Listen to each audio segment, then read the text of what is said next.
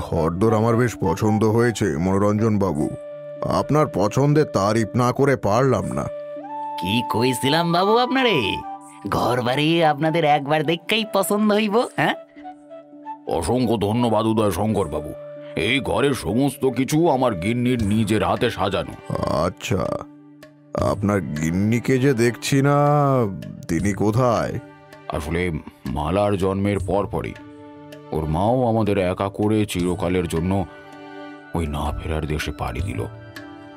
মা মরা মেয়েটাকে নিজের হাতে মানুষ করেছি, কোনোদিন কোনো কিছুর অভাব বুঝতে দিইনি। নিজের মেয়ে বলে বলছিল আপনাকে, মালার মতন লক্ষ্মীমন্ত মেয়ে এ তল্লাতে আর দুটো নেই উদয় শঙ্কর বাবু। সে তো না হয় বুঝলুম মশাই, কিন্তু আপনার মেয়ে কোথায়? তাকে একটিবার আমাদের সামনে ডাকুন। এই তো আমি ডেকে পাঠিয়েছি, এলো বলে। এই শিলা, মালাকে একটু পাঠিয়ে দে তো। আজ্ঞা বাবু।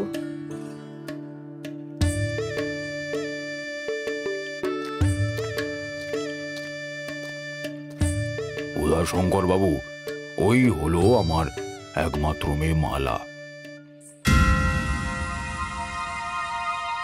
কি এ আপনার মেয়ে? আপনি কি আমার সঙ্গে মশকরা করছেন নাকি মশাই? আপনি আমাকে ভুল বুঝবেন না। আপনাকে ভুল বুঝবো না তো আর কি করব? ঠিক বোঝার মতো কোনো কাজ আপনি করেছেন? আরে বোবা কালা হলেও মানা যেত, কিন্তু এ যে বামন। এই মেয়েকে আমার পুত্রবধূ করে নিয়ে গেলে সমাজে আমার মান সম্মান অবশিষ্ট থাকবে? ছি ছি ছি। তাহলে বামন হয়ে জন্ম নেওয়াটাই কি আমার মেয়ের অপরাধ? আরে আমার মেয়ে বামন হয়ে জন্মালে আমি জন্মানোর সাথে সাথে তাকে গলা টিপে মেরে ফেলতাম। এমন মেয়ে থাকার চেয়ে না থাকা ভালো। আমি আর এক মুহূর্ত এখানে সময় নষ্ট করতে চাই না। আমার এত খারাপ দিন আসেনি যে ছেলের জন্য এমন পুত্রবধূ আনতে হবে। আর হ্যাঁ ঘটক মশাই, এবার থেকে সম্বন্ধ আনলে একটু দেখে শুনে আনবেন। উদয়শঙ্কর বাবু, বাবু আপনি যাবেন না, যাবেন না, আপনি দাঁড়ান দাঁড়ান। বাবা, তোমার চোখে জল? বাবা তুমি কেঁদো না বাবা। ঈশ্বর, কোন অপরাধে আমার মেয়েটাকে এত বড় শাস্তি দিলে তুমি? উত্তর দাও, উত্তর দাও। আমার জন্যই তো তোমাকে সমাজে এত অপমান লাঞ্ছনা সহ্য করতে হয় বাবা। সবটাই আমার দোষ। তোর কোনো দোষ নেই রে মা, সব দোষ আবার কপালের। তুই এত ভেঙে পড়িস না, আমি আছি তো। বাবা, আমি এখন এতটাই তোমার গলার কাঁটা হয়ে গিয়েছি যে আমাকে বিয়ে দিয়ে পরের বাড়ি পাঠিয়ে দিতে চাইছো? মালা, মেয়েরা কখনো তার বাবার কাছে পর হয় না রে মা। কন্যা দায় যে বড় দায় মা। বাবা তুমি আমার পাশে সারা জীবন এভাবেই থাকবে তো? আমি না থাকলে আমার এই পাগলি মেয়েটাকে কে দেখবে শুনি? আমাকে তো থাকতেই হবে। শুধু একটাই চিন্তা, ওপার থেকে ডাক আসার আগে তোকে একটা ভালো মনের মানুষের হাতে তুলে দিতে পারলে আমি চিন্তা মুক্ত হতাম। আরে উদয়শঙ্কর বাবু, এত এত রেগে যাচ্ছেন কেন? একটিবার আমার কথা কান মন দিয়া শুনুন না, আশা করি বুঝতে পারবেন আমি কি কইতে চাইছি। রেগে যাব না তো আর কি করব? হ্যাঁ, আমি অনেক ভরসা করে আমার নিজের ছেলের জন্য পাত্রী খোঁজার দায়িত্ব আপনার হাতে দিয়েছিলাম, আর আপনি কি করলেন? আরে আরে একটিবার ভাইবা দেখুন, ওই মাইয়া সারা বুড়ো জমিদারের কিন্তু 3 কোলে আর কেউ নাই। হ্যাঁ, তো তাতে কি হয়েছে? সে যাই হোক, ওই রকম একটা মেয়ের সাথে আমার ছেলের বিয়ে দিলে সমাজে আমার মান সম্মান বলে কিছু থাকবে? লোক সমাজে তো ঢি ঢি পড়ে যাবে। আমি আবারও বলতেছি বাবু, আমার কথাখান একবার বিবেচনা কইরা দেখুন। বুড়ো জমিদারের সম্পত্তির অভাব নাই, যেমন তেমনই সে সম্পত্তি ভোগকরণের মতন 3 কোলে কেউ নাই। বুড়ো আর এই পৃথিবীতে কদিনের অতিথি মাত্র, 3 কালে গিয়ে 1 কালে ঠেকেছে। বুড়ো মরলে তো বুড়ো সম্পত্তি পঞ্চভূতে লুটে পুটে খাবে। তুমি কি বলতে চাইছো একটু খোলাখুলি বলো তো বাপু। শুনুন, আমি কইতে চাইছি আপনার ছেলের সাথে ওই মাইয়ার বিবাহ হইলে সব সম্পত্তি আপনার ছেলের। তাতে ভাগ বসানোর জন্য দ্বিতীয় কেউ নাই। আর রইল সমাজের কথা, আরে সমাজের পরোয়া করলে কি আর বাঁচা যায়? লোকের কামই হচ্ছে তো সমালোচনা করা। আর কদিন সমালোচনা করবে তারা? একদিন, দুদিন, আর 3 দিনের দিন ঠিক বইলা যাবে। অত শত চিন্তা না কইরা ছেলের বিয়ে খান দিয়ে দেন দেখি। না না না না না না না না না, এ আমার ছেলে সারা জীবনের প্রশ্ন। আমি এভাবে হেলায় সেটা উড়িয়ে দিতে পারি না। এই আপনি আমাকে ক্ষমা করবেন ঘটক মশাই, ক্ষমা করবেন। আমি ওই মেয়ের জন্য কিভাবে পাত্র জোগাড় করুম কিছুই তো বুঝতে পারতাছি না। ওই বামন মেয়েরে বিয়ে করবা এমন পাত্র এই দুনিয়াতে আছে বলে আমার মনে হয় না। আরে খুঁজলে তো ঈশ্বরও পাওয়া যায়, তো সামান্য বিয়ের পাত্র, আর এমন কি ব্যাপার? এই যে ছোকরা, কি করছো এসব? আমি অনেকক্ষণ ধরে আপনাদের কথা শুনছিলাম, তাই ভাবলাম আমি যদি আপনার কোনো সাহায্য করতে পারি তাহলে। তোমার নাম কি? হ্যাঁ, তোমার বাসা কোথায়? আমার নাম রুদ্রপ্রতাপ চাটুর্যে। আমার থাকার নির্দিষ্ট কোনো স্থান নেই, এক এক দিন এক এক গাছের তলায় দিনরাত অতিবাহিত করি। তোমারে তো দেখতে শুনতেও বেশ ভালো মনে হইতেছে। তুমি ওনার মেয়েরে বিয়ে করতে রাজি হয়ে গেছো শুনলে জমিদার মশাই আনন্দে কিন্তু আটখানা হয়ে যাবে। আমার লোকে তাড়াতাড়ি চলো। হ্যাঁ চলুন।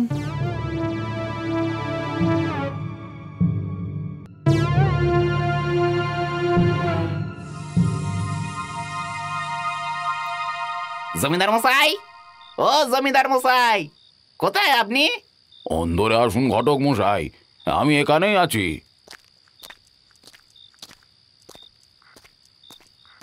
কি ব্যাপার কি ঘটক মশাই, এই সন্ধ্যেবেলা ঘরের বাইরে এত হাঁক ডাক কিসের জন্য শুনি?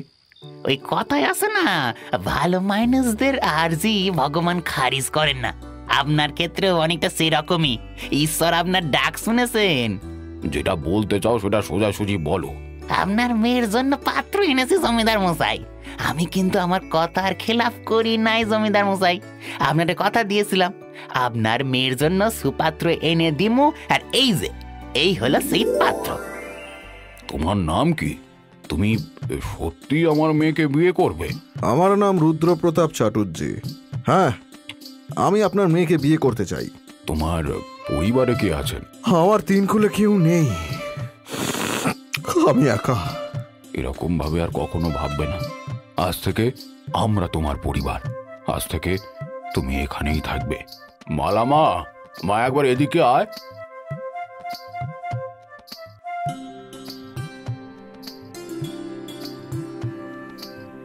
রুদ্র, আজ থেকে এই মেয়ের দায়িত্ব তোমার। কোনোদিন ওর চোখে যেন জল না আসে। মেয়ের বাবা হিসেবে এইটুকুই তোমার কাছে চাইবো। আমি মালার চোখে কোনোদিনও জল আসতে দেব না, কথা দিলাম। যাক যাক যাক যাক, এবার আমি একটু নিশ্চিন্তে মরতে পারবো। যাক, তাহলে আমাকে এই বুড়োর মনে ধরেছে। বাকি কাজটা করতে খুব একটা বেগ পেতে হবে না।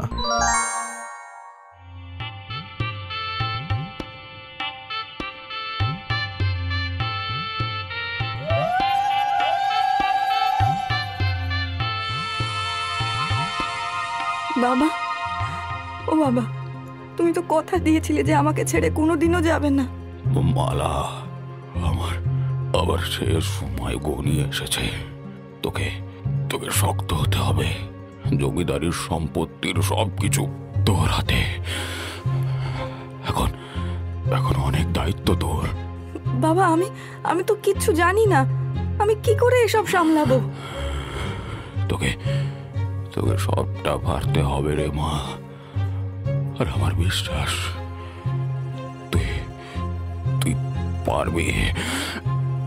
তবে তবে সাবধান। রূপ। বাবা, বাবা,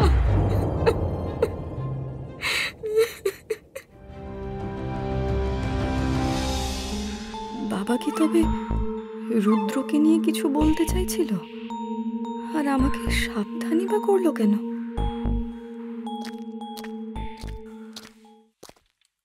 তোমার বাবা চলে গেল মালা, এখন তোমার হাতে সবকিছু। তুমি তো জানো জমিদারি তো আমারও প্রাপ্য। কথাটা বলতে তোমার এক ফোঁটা বিবেকে বাঁধলো না? কটা দিন হয়েছে বাবা আমাদের ছেড়ে চলে গিয়েছেন, আর এর মধ্যে তুমি সম্পত্তির কথা বলছো? হ্যাঁ বলছি, এতে অন্যায় কোথায়? তুমি জানো মালা, আমি যে তোমাকে বিয়ে করেছি তা শুধুমাত্র নিজের বাকি জীবনটা আরামে কাটাবো বলে। অনেকদিন তো বুড়ো এই পৃথিবীতে ছিল, বুড়োর চলে যাওয়া নিয়ে আর কতদিন আদিক্ষেতা করবে? আর একটা কথা তো তুমি জানোই, তোমার সম্পত্তির জন্য আমাকে তোমার পাশে থাকতে হবে। তারপর না হয় তুমিও একটা দিন দেখে বুড়োর কাছে চলে যেও, আর যদি না যেতে পারো তাহলে একান্তই আমার সাহায্য নিতে হবে তোমাকে। তুমি শুধু আমাকে সম্পত্তির জন্য বিয়ে করেছিলে? আমার সাথে ভালোবাসার অভিনয় করেছিলে?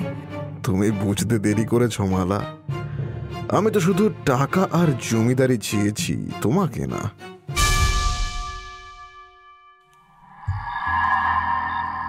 যা, ডায়েরি তো শেষ হয়ে গেল। একটা মানুষ এতটা নিষ্ঠুর কি করে হতে পারে? সত্যি এটা ভেবে আমার বড্ড খারাপ লাগছে, মানুষ কতটা নিষ্ঠুর। তবে আমার না এটা জানতে খুব ইচ্ছে করছে যে মালার শেষ পরিণতি কি হয়েছিল। সেটা তো এই ডায়েরি যে লিখেছে সেই ভালো বলতে পারবে। তা ঠিক। এই তোর মনে আছে দীপ, এই বাড়ির ভিতরে অদ্ভুত কিছু ঘটে। আমরা যখনই এই বাড়িতে ঢুকছিলাম মনে হচ্ছিল কেউ আমাদের সাবধান করছিল, বলছিল এটা নাকি ভূতের বাড়ি।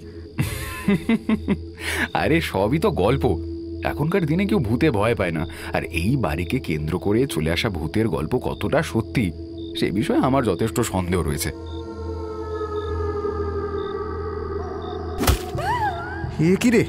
আমিও তো সেটাই ভাবছি, হঠাৎ করে কি হলো? আমার কিন্তু ব্যাপারখানা খুব একটা ভালো লাগছে না। চল আমরা বেরিয়ে পড়ি, না হলে বিপদ বাড়বে বই কমবে না। আমাকে তোমরা মুক্তি দাও, মুক্তি দাও আমাকে। কে কে কে কথা বলছে? নয় তো? ওরে বাবা, কে তুমি? আমি মালা। বলো, তোমরা জানতে চাও আমার শেষ পরিণতি কি হয়েছিল? আমরা সকলেই জানতে চাই তোমার সাথে কি হয়েছিল। বাবা, কেন আমাকে এভাবে একলা ফেলে চলে গেলে? আর যাকে ঘিরে বাকি জীবনটা কাটাবো ভেবেছিলাম, সেই রুদ্র আমাকে ভালোবাসা তো দূরের কথা, আমাকে শুধুই ব্যবহার করেছে।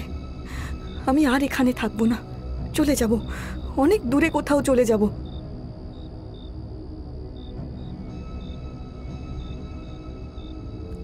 আজকে তোর শেষ দিন। তুমি তো আমার স্বামী। মালা, আমি শুধু তোমার সম্পত্তি চাই। তুমি মারা যাওয়ার পর আমি তা পুরোপুরি নিজের করে নেব। তোমার অস্তিত্ব এখন আমার কাছে গুরুত্বহীন।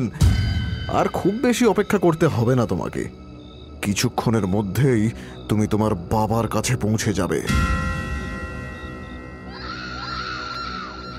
আমি তো রুদ্রকে ভালোবেসেছিলাম, ও শুধু সম্পত্তির জন্য আমাকে মেরে ফেললো। কিন্তু ও যে তোমার সাথে এত বড় অন্যায় করলো, তার শাস্তিও পাবে না? তার শাস্তিও পেয়েছে। আমাকে মেরে ফেলার পর কয়েকদিনের মধ্যেই সাপের কামড়ে ও মারা যায়। আমি শাস্তি দিইনি তো কি হয়েছে? স্বয়ং ঈশ্বর ওকে ওর পাপের শাস্তি দিয়েছে। আমি কোনোদিন কারো ক্ষতি করিনি। আমাকে একটা সাহায্য করবে? বলো বলো, আমরা তোমাকে কিভাবে সাহায্য করতে পারি? রুদ্র আমাকে মারার পর বাগানের পেছনের মাটিতে আমাকে পুঁতে দেয়। তারপর থেকে আমি অশরীরী হয়ে এই বাড়িতে ঘুরে বেড়াচ্ছি। তোমরা পারবে আমাকে মুক্তি দিতে? বলো, পারবে? আমরা পারবো, আমাদেরকে পারতেই হবে। আমরা তোমাকে কিভাবে মুক্ত করতে পারি বলো? যেখানে আমাকে পোঁতা রয়েছে তোমরা সেখানে যাও, আর সেই মাটি খুঁড়ে কঙ্কালটা তুলে আগুনে পুড়িয়ে দিলেই আমি মুক্ত হয়ে যাব।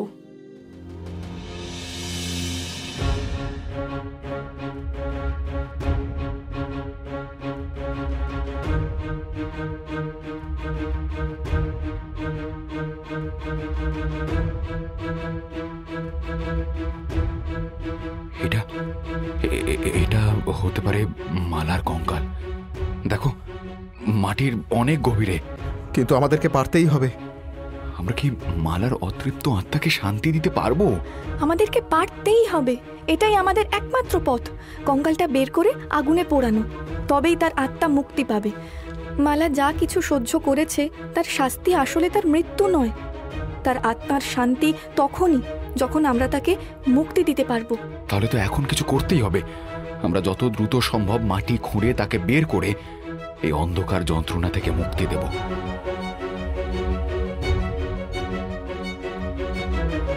এই তো পেয়েছি, এটাই তো মালার কঙ্কাল। সে তো এখনো আমাদের কাছেই আছে, কিন্তু আমরা তাকে মুক্তি দিতে যাচ্ছি।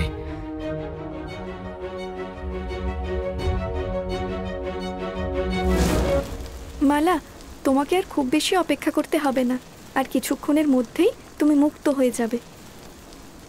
মালা, আজ তোমার সমস্ত যন্ত্রণা শেষ হয়ে গেল। তোমার আত্মা এখন শান্তি পাবে। আজ থেকে তুমি মুক্ত মালা, তুমি মুক্ত।